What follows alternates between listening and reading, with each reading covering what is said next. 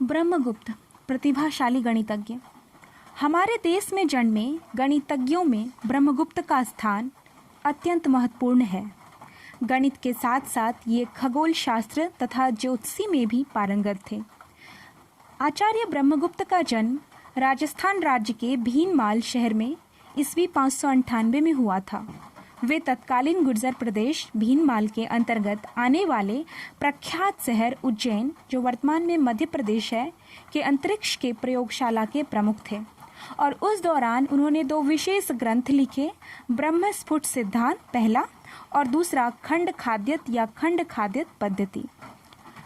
ब्रह्मस्फुट सिद्धांत इसका सबसे पहला ग्रंथ माना जाता है और इसके 4 अध्याय मूलभूत गणित को समर्पित है, जिसमें शून्य का एक अलग अंक के रूप में उल्लेख किया गया है।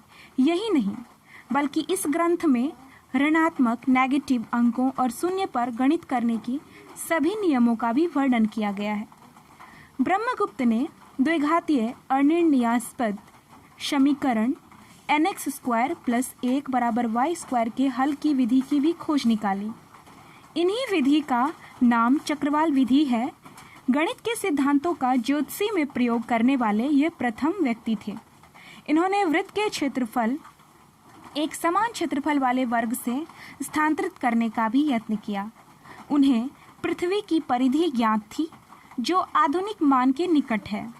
ब्रह्मगुप्त ने पृथ्वी पाई का मान 10 के वर्गमूल के बराबर माना था। वे अनावर्त वितत भिन्नों के सिद्धांत से परिचित थे। ब्रह्मगुप्त सूत्र।